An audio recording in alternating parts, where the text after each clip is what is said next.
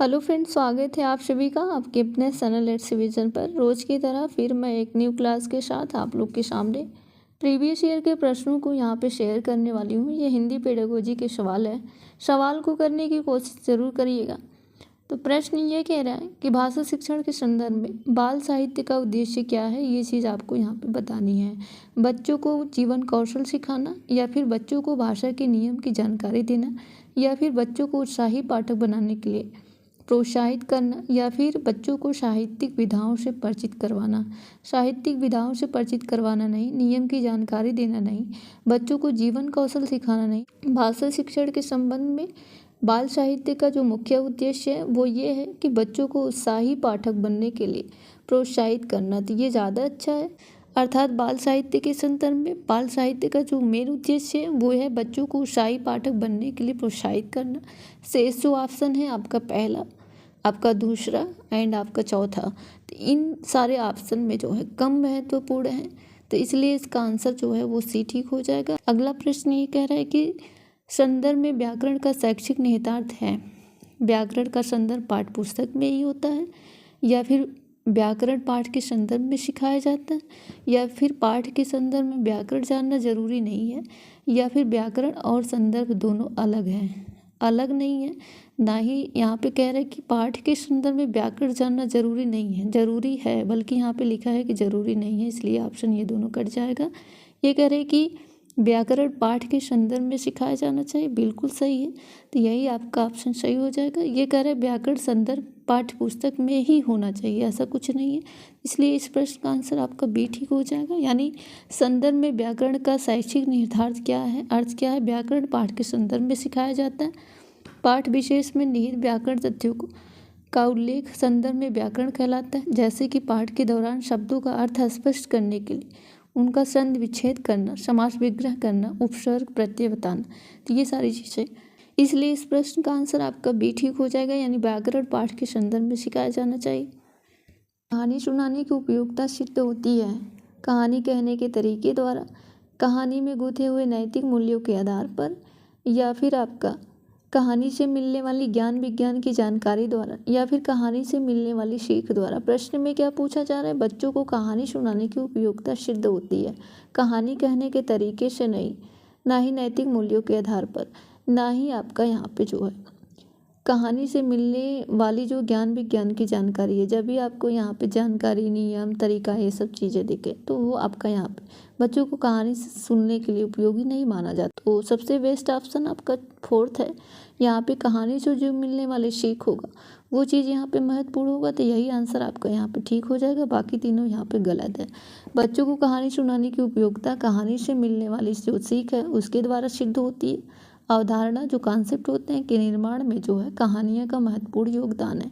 कहानियों द्वारा जो है बच्चों में नैतिक मूल्यों का विकास होता है, ये चीज़ ध्यान रखिएगा, ना कि जो है कहानी में गूंथे हुए नैतिक मूल्यों के आधार पर। तो यहाँ पे इस प्रश्न का जो आंसर है वो आपका यहाँ पे डी ठीक हो जाएगा। अवलोकन को आकलन का भाग तभी कहा जा सकता है जब आकलन कैसा हो, प्रतिदिन प्रत्येक बच्चे का किया जा रहा हो, या फिर लड़के लड़कियों का अलग किया जा रहा हो, अलग नहीं, या फिर अनिवार्यतः औपचारिक रूप से किया जाता हो, अनिवार्यतः ऐसा कुछ भी नहीं, नियमित रूप से किया जा रहा हो, ऐसा भी नहीं। तो आपका इस प्रश्न का आंसर पहला ही सही हो जाएगा। यानी प्रतिदिन प्रत्येक बालक का जो है किया जा रहा हो अवलोकन, तो यही आंसर आपका यहाँ पे ठीक हो जाएगा। जब अवलोकन जो है प्रतिदिन प्रत्येक बच्चे का किया जा रहा हो, और लड़के लड़कियों का अलग करना, अवलोकन जो है वो लैंगिक वैषम्य स्थापित करता है, तो इस चीज़ को ध्यान रखिएगा। औपचारिक अवलोकन का कोई यहाँ पे महत्व नहीं होता, तथा नियमित अवलोकन में समय अंतराल की संभावना होने के कारण दोषपूर्ण माना जाता है, तो इस चीज़ को ध्यान रखिएगा। अगला प्रश्न आपके सामने, सुरभि किसी भी ऐसे शब्द विशेष को बोलने में कठिनाई अनुभव करती है जिसमें दो से अधिक बार त की आवृत्ति हुई हो, तो आप उससे या उसे ऐसे शब्दों का विकल्प ढूंढ कर या फिर ऐसे शब्दों को बार बार सुनने के लिए कहेंगे, या फिर बोलते समय इस ओर ध्यान न देने के लिए कहेंगे, या फिर त वाले शब्दों का बार बार उच्चारण करवाएंगे, अभ्यास करवाएंगे। तो यही ऑप्शन आपको यहाँ पे ठीक लग रहा है। ऐसे शब्दों का विकल्प नहीं ढूंढेंगे, ना ही बार बार सुनने के लिए कहेंगे। सुनने से क्या होगा, क्योंकि उसको बोलना है ना, तो इस चीज़ को ध्यान रखिएगा। आराम से प्रश्न को पढ़ेंगे, आसानी से प्रश्न का आंसर आपका निकल करके आ जाए। तो जब बार बार शब्दों का आप बार बार उच्चारण करवाएंगे तो उस शब्द को आसानी से, उस वर्ड को बच्चा बोल पाएगा। तो इस चीज़ को ध्यान रखिएगा। यानी उच्चारण संबंधी दोष के निवारण हेतु आप क्या करेंगे, तेज ध्वनि के साथ अधिकतम अभ्यास करवाएंगे। तो ये चीज़ आपका यहाँ पे ठीक हो सकती है। अतः आप कह सकते हो सुरभि से ऐसे शब्द विशेष जिसमें त की आवृत्ति 2 बार से अधिक हुई हो, उसका बार बार क्या कराएंगे, उच्चारण करवाएं। अगले सवाल में आपसे पूछा जा रहा है कि प्राथमिक स्तर पर भाषा का आकलन करने में सर्वाधिक महत्वपूर्ण क्या चीज़ होती है। पोर्टफोलियो होता है, या फिर आपका नाटक का मंचन होता है, या फिर आपका जो है वीडियोग्राफी होती है, या फिर आपका जो है लिखित परीक्षा होती है। तो छोटे बच्चों के लिए प्राथमिक स्तर पर आप लिखित परीक्षा क्या ही लेंगे ना। तो प्राथमिक स्तर पर पूछा जा रहा है भाषा का आकलन करने के लिए सर्वाधिक जो महत्वपूर्ण है वो क्या है, आपका वीडियोग्राफी है। तो यही आंसर आपका यहाँ पे ठीक हो जाएगा। यानी प्राथमिक स्तर भाषा का आकलन करने में जो सर्वाधिक महत्वपूर्ण होती है वो आपका वीडियोग्राफी होती है। शेष आकलन में सहायता की दृष्टि से कम महत्वपूर्ण है।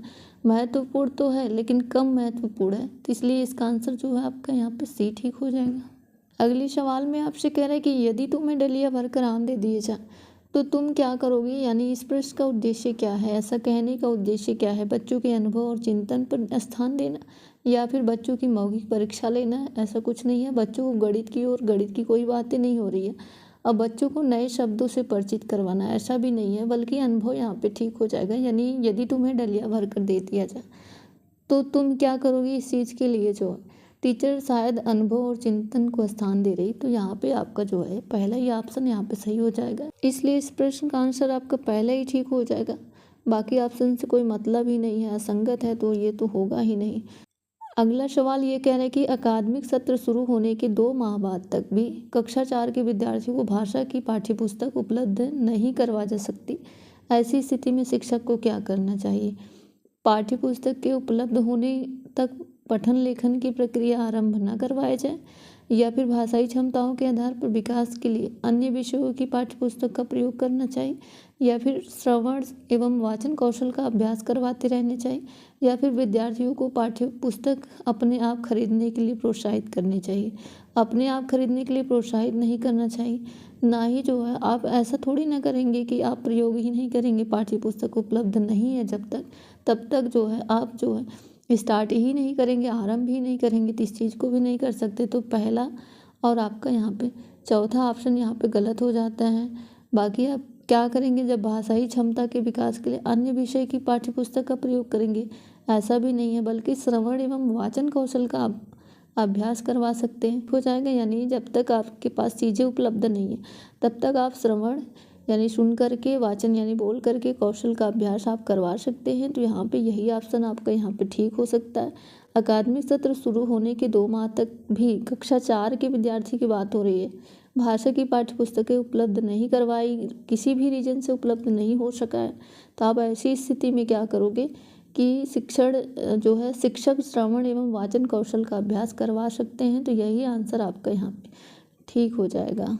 पे आसान प्रश्न है, जब बच्चे भाषा से भिन्न कोई विषय पढ़ते हैं तो वे साथ साथ भी भाषा सीखते हैं, या फिर साथ साथ परीक्षा की तैयारी भी कर लेते हैं, या फिर केवल अवधारणा ही बना पाते हैं, या केवल विषय ही जानते हैं। ऐसा कुछ नहीं है, साथ साथ परीक्षा की तैयारी नहीं करते, बल्कि जो है जब बच्चे भाषा से भिन्न कोई विषय पढ़ते हैं तो वो साथ साथ भाषा भी सीखते हैं।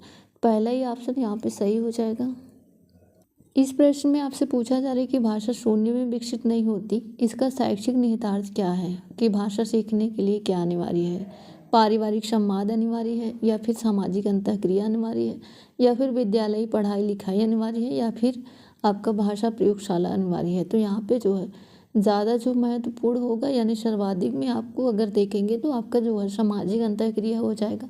हालांकि पारिवारिक संवाद भी जरूरी है, लेकिन यहाँ पे सबसे ज़्यादा जो ज़रूरी है वो आपका सामाजिक अंतःक्रिया है, जिसके माध्यम से बच्चा आसानी से जो है चीज़ों को सीखेगा, आपस में विचार विमर्श कर सके। तो यहाँ पे जो है आप देख सकते हैं भाषा शून्य में विकसित नहीं होती है, इसका शैक्षिक निहितार्थ जो है भाषा सीखने के लिए सामाजिक अंतःक्रिया अनिवार्य है, भाषा विचार विनिमय का माध्यम है, मोबाइल बात करने का एक साधन है, उसी तरह से आपका भाषा जो है वो भी जो है विचार विनिमय का क्या है, एक माध्यम है। इस चीज़ को ध्यान रखिएगा, जिसमें 2 व्यक्तियों के विचारों का आदान प्रदान होता है आपस में। बातचीत होता है, तब भाषाई कौशल के विकास जो है सामाजिक अंतःक्रिया अनिवार्य है। तो यही आंसर आपका यहाँ पे ठीक हो जाएगा। प्रश्न को ध्यान से पढ़िएगा क्योंकि हो सकता है आपसे ये प्रश्न गलत हो जाए। इस प्रश्न में क्या कहा जा रहा है इस चीज़ को ध्यान रखिएगा। प्राथमिक स्तर पर पूछा जा रहा है कि भाषा शिक्षण का उद्देश्य क्या होगा। बच्चों को जो है व्याकरण नियम को कंठस्थ करवाना बिल्कुल नहीं, अक्षरों की बनावट के प्रति सचेत करना हो सकता है, सहज अभिव्यक्ति का अवसर देना ये भी हो सकता है, मातृभाषा की लिपि की पहचान करवाना ऐसा नहीं है। प्राथमिक स्तर पर जो है मातृभाषा की लिपि क्या है ये चीज़ की पहचान करवाना थोड़ी ना। तो ये दोनों ऑप्शन तो अपने आप में कट जाते हैं। इसका आंसर आपका यहाँ पे दूसरा ठीक हो जाएगा। क्यों ठीक हो जाएगा इस चीज़ को मैं यहाँ पे आपको बता देती हूँ। इस प्रश्न का आंसर सी क्यों नहीं होगा इस चीज़ को यहाँ पे हम बताने वाले हैं, उस चीज़ को ध्यान से समझिएगा। अगर यहाँ पे आपका लिखा होता माध्यमिक स्तर तो आपका आंसर आराम से सी हो जाता, लेकिन इस प्रश्न का आंसर बिल्कुल ठीक है आपका बी। क्यों ठीक है इस चीज़ को यहाँ पे समझिएगा। प्राथमिक स्तर पर भाषा शिक्षण का जो उद्देश्य बच्चों को अक्षरों की बनावट के प्रति प्राथमिक स्तर पूछ रहा है, अगर माध्यमिक पूछता तो आपका सी आराम से हो जाता। तो यहाँ पे कह रहा है जो सहज अभिव्यक्ति का अवसर देना है ये माध्यमिक स्तर या फिर आप उच्च शिक्षा का उद्देश्य है, प्राथमिक स्तर का उद्देश्य ये नहीं है। तो इस चीज़ को ध्यान रखिएगा। प्राथमिक स्तर पर भाषा शिक्षण का जो है उद्देश्य केवल मातृभाषा की लिपि की पहचान करवाना नहीं है, और यदि ऐसा होता तो हिंदी भाषी क्षेत्रों में देवनागरी लिपि के वर्णों की पहचान के साथ गणित के अंकों एवं रोमन वर्णों की पहचान न करवाई जाती थी। इस चीज़ को ध्यान रखिएगा। आई होप ये प्रश्न आपको समझ आए और इसका आंसर आपका यहाँ पे बी ठीक हो जाए।